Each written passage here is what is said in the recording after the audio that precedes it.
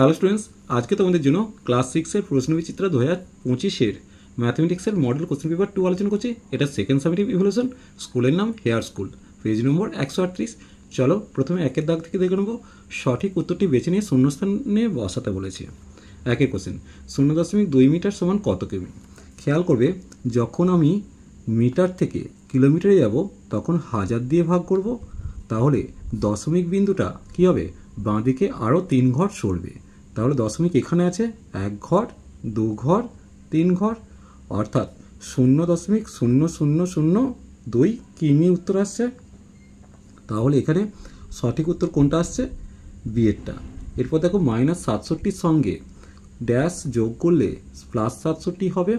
তাহলে কি করবে না, 67 থেকে বিয়োগ করে দাও -67কে, তাহলে পেয়ে যাব কত?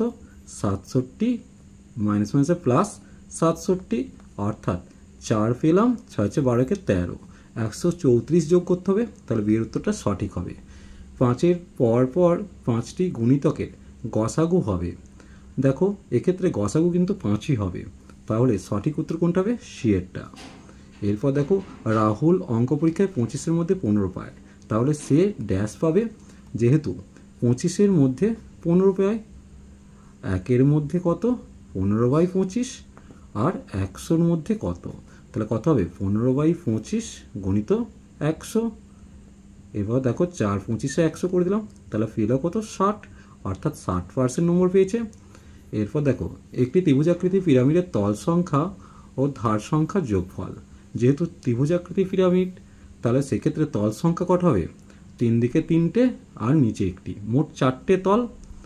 আর ধার সংখ্যা, ওপর থেকে নিচের দিকে ধার হচ্ছে 3টে আর নিচে 3টি, মোট 6টা ধার। তাহলে মোট কত হলো? 4 + 6 মানে 10 উত্তর আসছে। তাহলে সেই উত্তরটা সঠিক। একটি নির্দিষ্ট বিন্দুতে ড্যাশটি সরলরেখা আঁকা যায়, একটি নির্দিষ্ট বিন্দুতে অসংখ্য সরলরেখা আঁকা যায়। 3টি সরলরেখা একই বিন্দুতে গেলে তাকে কি বলবো?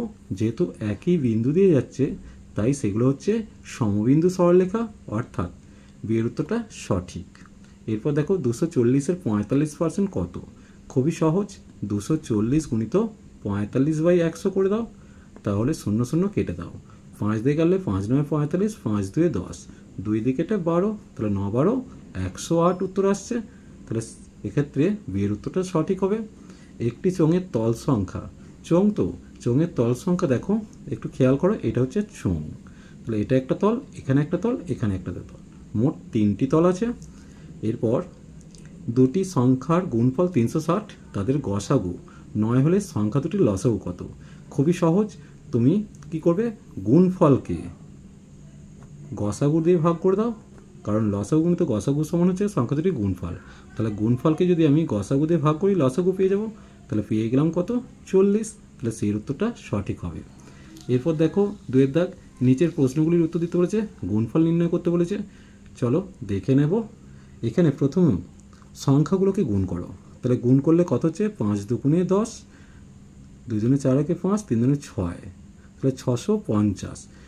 দশমিকের পর 1টা 2টো 3টে 4টে আছে, তাহলে 4টার আগে দশমিক বসবে, 1টা 2টো 3টে 4টে, তাহলে গুণফল হলো 0.0650। সামান্য ভগ্নাংশে পরিণত করতে বলেছে, খুবই সহজ, লাইন টানবে 16 - 1, নিচে একটা নয় একটা 0। খেয়াল করো, 16 থেকে এখানে আবৃত্ত নেই হচ্ছে 1-এর মাথায়, তাই একটা বিয়োগ করলাম। আর নিচের ক্ষেত্রে আবৃত্ত 6-এর মাথায় আছে, তাই একটা 9 বসালাম। আর আবৃতবিহীন কটা আছে? একটা আছে, তাই একটা 0 বসালাম। তাহলে পেয়ে গেলাম কত? 15/90। 15 দিয়ে কাটলে ওপরে 1 পাবো, নিচে 6 পাবো, তাহলে 1-এর 6 পেয়ে গেলাম উত্তর। ঊর্ধ্বক্রমে সাজাতে বলেছে, চলো এটা একটু খাতায় দেখে নেব। দেখো একটু খেয়াল করো, প্রথমে 0.6 আর 3-এর মাথায় আবৃত্ত আছে, তাই 63 বিয়োগ 0 করে নিচে দুটো 9 করলাম, কারণ তোমরা আবৃত্তি জানো, যতগুলো আবৃত্তি থাকবে ঠিক ততগুলোই 9 হবে। তাহলে পেয়ে গেলাম কত? 63/99, 9 দিয়ে কাটলে ওপরে 7 নিচে 11, অর্থাৎ 7/11 পেলাম। এরপর দেখো এখানে 11 হর আছে, 6 আছে, 4 আছে, তাহলে 11, 6 আর 4-এর লসাগু করলাম, লসাগু করে পেলাম কত? 132। তাহলে সবার হরে কিন্তু 132 করব, অর্থাৎ সমহর বিশিষ্ট ভগ্নাংশ করব। তাহলে 7/11কে আমি 12 দিয়ে উপর নিচে গুণ করালাম, পেয়ে গেলাম কত? 84/132। এখানে 22 দিয়ে ওপর নিচে গুণ করালাম 110/132, 33 দিয়ে ওপর নিচে গুণ করলাম 99/132। তাহলে সবথেকে ছোট কোনটা? এটা, অর্থাৎ 0.63। এটা হচ্ছে সবথেকে ছোট। তার থেকে বড় হচ্ছে 3/4, সবথেকে বড় হচ্ছে 5/6। এরপর দেখো এখানে মানের ঊর্ধ্বক্রমে সাজানো হয়ে গেছে। এরপর একটি সমত্রিভুজের পরিসীমা হচ্ছে এটা হলে ত্রিভুজের একটি বাহুর দৈর্ঘ্য। যেহেতু সমত্রিভুজের 3টি বাহুর দৈর্ঘ্য সমান, 3টি বাহুর যোগফল হচ্ছে এটা, একটি বাহুর দৈর্ঘ্য, এটাকে 3 দিয়ে ভাগ করব। তাহলে ভাগটা দেখে নেব।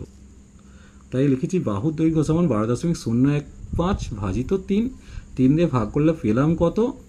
হচ্ছে 4.005, অর্থাৎ একটি বাহুর দৈর্ঘ্য 4.005 সেমি। এরপর একটা গসাগু নির্ণয় করতে বলেছে। তাহলে এটা খুব সহজ। তাহলে প্রথমে 165 দিয়ে 264কে ভাগ করে ভাগশেষ থাকছে 99। তাহলে এই 99 দেবে 165কে ভাগ করব, ভাগশেষ 66 পাচ্ছি, 66 দিয়ে 99কে ভাগ করব, 33 পেলাম, 33 2 66 মিলে গেল। তাহলে এই 33টা দিয়ে তৃতীয় সংখ্যা অর্থাৎ 286কে ভাগ করব, 8 খেলো, 22 পড়ে থাকছে, 22 দিয়ে 33কে ভাগ করলাম, 11 পড়ে থাকছে, 11 দিয়ে 22কে মিলে গেল, অর্থাৎ গসাগু কত এসে গেল? গসাগু এসে গেল 11।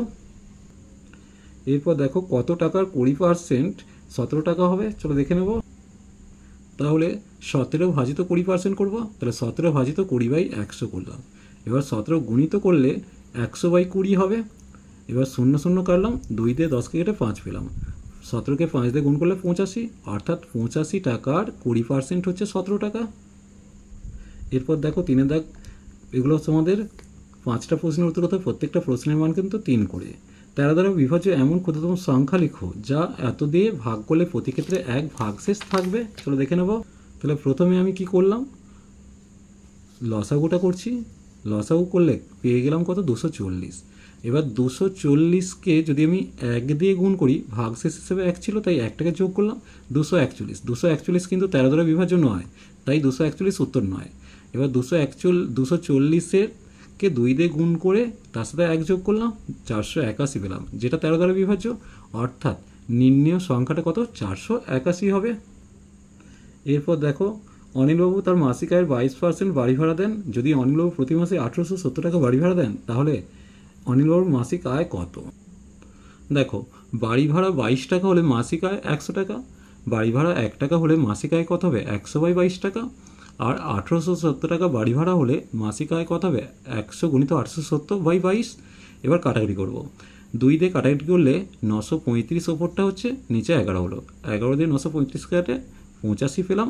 তাহলে 85কে 100 দিয়ে গুণ করলে 8500 টাকা, অর্থাৎ অনিলবাবুর মাসিক আয় হচ্ছে 8500 টাকা। এরপর দেখো সংখ্যারেখায় যোগ করতে বলেছে, দেখে নেব। সংখ্যারেখাটা তোমরা পেন্সিলের সাহায্যে করবে। দেখো এটা 0, এদিকে প্লাসের ঘর নিয়েছি, এদিকে মাইনাসের ঘর নিয়েছি। প্রথমে -7 ছিল, তাই 0 থেকে -7 পর্যন্ত একটা তীর চিহ্ন টেনেছি। এবার এখান থেকে +2তে যেতে বলেছে, অর্থাৎ ডান দিকে যাব। তাহলে +2তে এলাম, দাঁড়ালাম কোথায়? -5-এ, অর্থাৎ যোগফলটা কত হলো? -5। তাই এখানে যোগ আকারে দেখিয়ে -5 উত্তর করিয়েছে। এরপর দেখো এত মিটার লম্বা বাঁশ থেকে এত মিটার বাদ দিয়ে তাকে 4 ভাগ করছে। দেখো এটা সরলের মতো করেছি, 15.77 বিয়োগ 2.25, এটাকে ভাগ করলাম 4 দিয়ে, কারণ বাকি বাঁশটাকে 4 ভাগ করেছি। তাহলে বিয়োগ করে পেলাম কত? বিয়োগটা এখানে দেখতে পারো, 13.52 ভাজিত 4। তাহলে ভাগটা এখানে করে দেওয়া আছে, দেখতেই পাচ্ছ। তাহলে ভাগফল কত আসছে? 3.38, অর্থাৎ প্রতিটি ভাগের দৈর্ঘ্য 3.38 মিটার। এরপর দেখো আয়তাকার মাঠের পরিসীমা দেওয়া আছে, দৈর্ঘ্য দেওয়া আছে, প্রস্থ চেয়েছে। দেখো প্রস্থ নির্ণয়ের একটা সহজ সূত্র আছে কিনা, না পরিসীমাকে তোমরা 2 দিয়ে ভাগ করবে, তার থেকে দৈর্ঘ্যটা বাদ দেবে।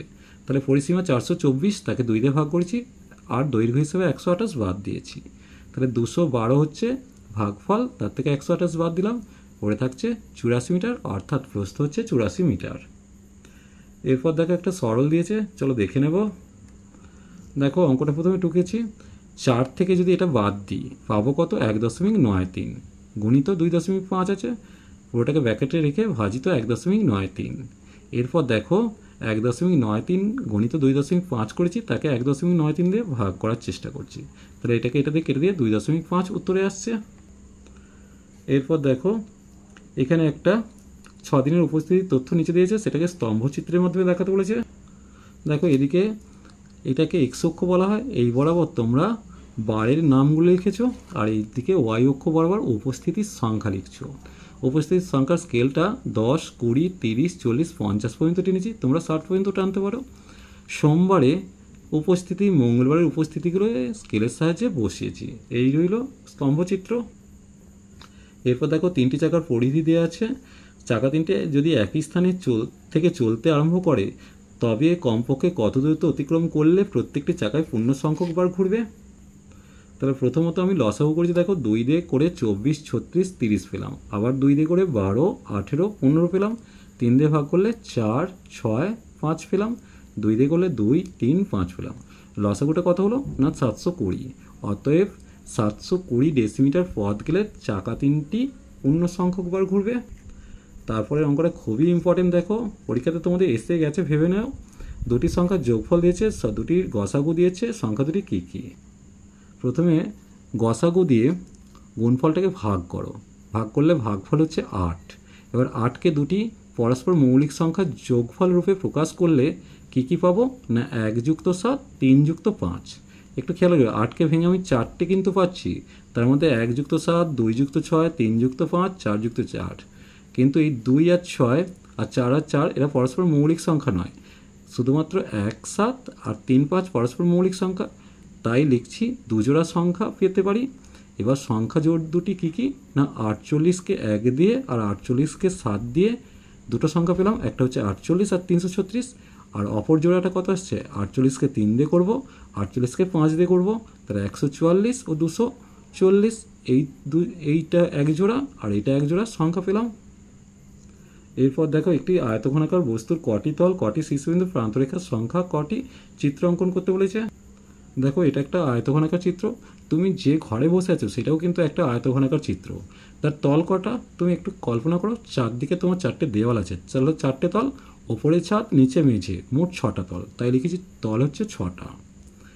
আর শীর্ষবিন্দু তুমি খেয়াল করো, তোমার মাথার উপরে 4টে কোণ আছে আর নিচের দিকে 4টে কোণ, তাহলে মোট কটা শীর্ষবিন্দু হলো 8টা, তাই শীর্ষবিন্দু 8টা। প্রান্তরেখা, প্রান্তরেখা দেখো দুটো দেয়াল যেখানে মিশেছে এরকম 4টে প্রান্তরেখা আছে, যে এই লাইনগুলো যেগুলো 1টা, 2টো, 3টে, 4টে, 5টা, 6টা, 7টা, 8টা, 9টা, 10টা, 11টা, 12টা, প্রান্তরেখা কটা হলো 12টা। চলো আজ এই পর্যন্তই, নেক্সট ভিডিও নিয়ে খুব তাড়াতাড়ি হাজির হবো। ভিডিওটি ভালো লাগলে লাইক শেয়ার কমেন্ট করো, পারলে চ্যানেলটিকে সাবস্ক্রাইব করে নিও। চলো টাটা।